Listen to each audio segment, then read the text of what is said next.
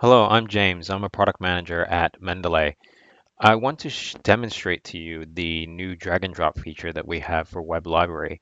So here is Mendeley Web Library, www.mendeley.com/library, and I have references on the right side and some PDFs. And let's just show you what happens if I drop a RAS file with references inside.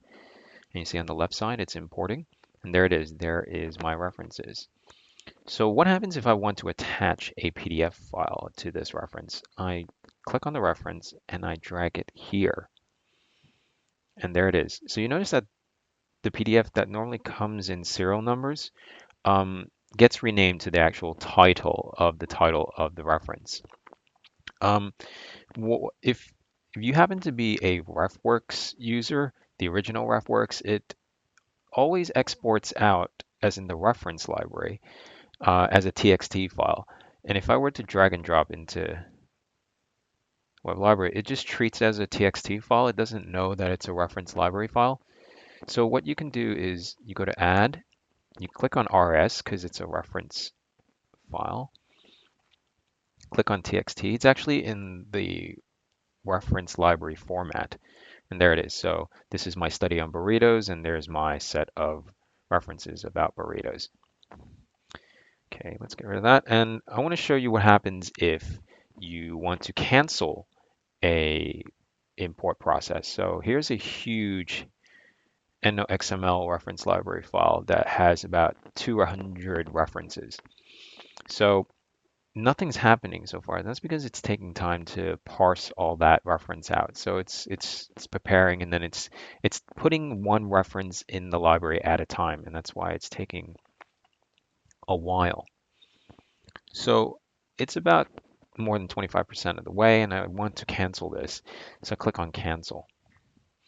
And it says import process has been canceled. The imported documents will be removed. It says will be because it's still in the process of removing it. So as it takes time to add one at a time, it also takes time to remove one at a time.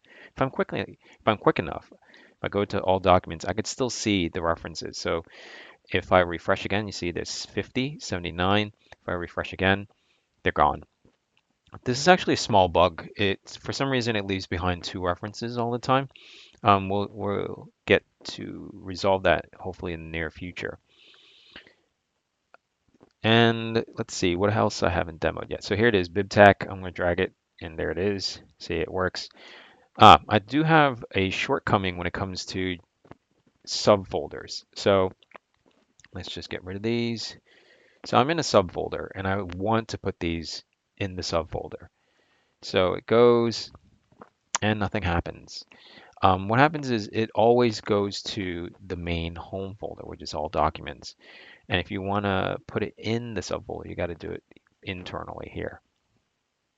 So what I've done is I just dragged all. See if I go to a different folder, it doesn't have that.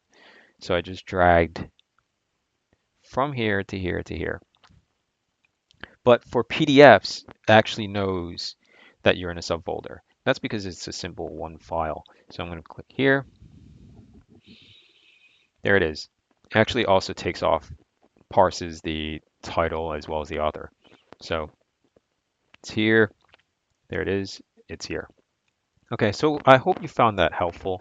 If you have any questions, just leave in the comments below.